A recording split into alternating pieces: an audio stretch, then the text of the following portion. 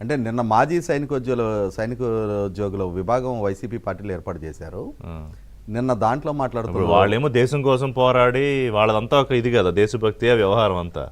వాళ్ళకి ఏమని ఈ దేశభక్తుల పార్టీ ఏమని చెప్తుందంటే, మీరు బోర్డర్లో పహరా గాయటమే కాదు, సమాజంలో జరుగుతున్న పరిస్థితుల పరిణామాలను కూడా నిశ్చితంగా గమనించాలి, స్పందించాలి, ఈ దుర్మార్గపు ప్రభుత్వం చేస్తున్న దుర్మార్గాలను ఎండగట్టాలి అని చెప్పని సజ్జల రామకృష్ణారెడ్డి చెప్తున్నాడు. ఎందుకు ఇప్పుడు ఈ మధ్య జనసేన పార్టీకి సంబంధించి ఒక ఎమ్మెల్యే మీద ఒక ఆరోపణలు వచ్చినాయి. పవన్ కళ్యాణ్ గారు ఇమ్మీడియట్గా పిలిచి వివరణ అడిగారు. తెలుగుదేశం పార్టీకి సంబంధించిన ఒక ఎమ్మెల్యే మీద అటువంటి ఆరోపణలు వస్తే సస్పెండ్ చేశారు. నీ పార్టీకి సంబంధించిన మాజీ ఎమ్మెల్యే ఇవాళ హైదరాబాదులో ఫోర్జెడ్ డాక్యుమెంట్స్తో ప్రభుత్వ భూములు కబ్జా చేయడానికి ప్రయత్నం చేశాడు అని చెప్పని తెలంగాణ ప్రభుత్వం కేసు నమోదు చేసి అతను పరారయ్యి అరెస్ట్ అయ్యి ఇప్పుడు జైల్లో ఉంటే నేను నువ్వు వాళ్ళ కుటుంబానికి ఫోన్ చేసి మనం అందరం అండగా ఉంటాం, మీరు ధైర్యంగా ఉండండి అంటే నువ్వు ఏం ప్రోత్సహిస్తున్నావు, నువ్వు ఏ విధానాలు ఎంపిక చేసుకుంటున్నావు? అదే సందర్భంలో మీరు ఇందాక అడిగారు కదా దీన్ని డీకోడ్ చేయాలి అని చెప్పని. వాళ్ళు సహజంగా ఏంటంటే వైసీపీ పార్టీ 2019 సక్సెస్ ఫార్ములాని 2029 కూడా అమలుపరచాలని చెప్పని వాళ్ళు ఆ లక్ష్యంగా అంటే బ్యాక్ టు రూట్స్.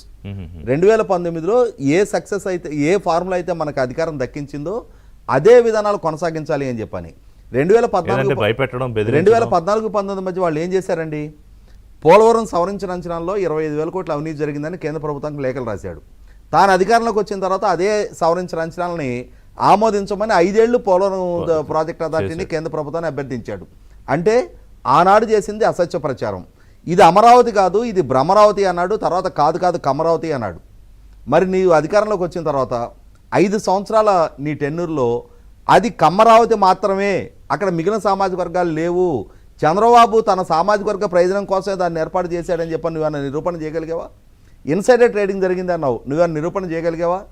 సదావర్తి భూములు తెలుగుదేశం నాయకులు కొట్టేశారు అన్నావు, అగ్రిగోల్డ్ భూములు తెలుగుదేశం నాయకులు కొట్టేశారు అన్నావు, ఇది పట్టిసీమ కాదు వట్టిసీమ అన్నావు. అంటే ఫేక్ ఆరోపణలతోటి ప్రజల్ని తప్పుదో పట్టిస్తూ ప్రాంతాల మధ్య ప్రజల మధ్య సామాజిక వర్గాల మధ్య విద్వేషాలు పెంచి 2019లో నీకు అధికారం దక్కించుకున్నావు.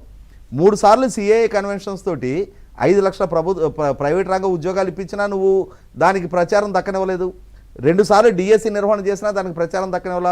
200 రూపాయలైన పెన్షన్ 2,000 చేసినా దానికి ప్రచారం దక్కనివ్వకుండా నీ విష ప్రచార ప్రభావంతో నీ వ్యూహకర్తలు, నీ సోషల్ మీడియా, పోషించిన కిరాయి మేధావులు, నీ సొంత మీడియాతోటి ప్రజలలోకి అసత్యాలను సత్యాలుగా బంబాటు చేయగలిగావు. దాంతో నీకు 2019లో అధికారం దక్కింది. కానీ నువ్వు మర్చిపోతున్నది ఏంటి అంటే 5 ఏళ్ళు పాలకుడుగా నిన్ను ప్రజలు చూశారు. నీ సామర్థ్యం ఏంటి, నీ మాట నిలుపుకునే తీరేంటి, నువ్వు రాష్ట్రం మీద కుటుంబాల మీద పిల్లల మీద నీ పాలన చూపించిన ప్రభావం ఏంటనేది. ఇప్పుడు ఏంటంటే ఒక్క ఛాన్స్ అన్నాడని సరే ఇచ్చి చూసారు, ఆ ఒక్క ఛాన్స్ చూసేటప్పటికి మొత్తం దిమ్మ తిరిగి. కాబట్టి అతను తన పాలన గురించి చెప్పుకుంటే ఈ లోపాలన్నీ వెలుగులోకి వస్తాయి. కాబట్టి పాలన గురించి కాకుండా 2019కి ముందు ఎలా అయితే విష ప్రచారం చేశాడో, ప్రభుత్వం చేసే ప్రతి మంచికి దుర్దేశాలు ఆపాదించే ప్రయత్నం చేశాడు, అదే ప్యాటర్న్ ఇవాళకి కూడా కొనసాగిస్తా ఉన్నాడు. అరుణ్ గారు ఒక బ్రేక్ తర్వాత దగ్గరికి వస్తాయి. స్కామ్ల వ్యవహారం ఒక్కొక్కటి బయటపడుతోంది కదా. ఇప్పుడు ఇందాక రాజేష్ గారు చెప్పినట్టు వాళ్ళ ఎమ్మెల్యే వ్యవహారం కానీ లేకపోతే వాళ్ళ పిఏ వ్యవహారం కానీ, ఇంకా ఇప్పుడు సజ్జలకి ఏవో నోటీసులు ఇస్తారంటున్నారు, జగన్మోహన్ రెడ్డికి కూడా నోటీసులు ఇస్తారంటున్నారు. కాబట్టి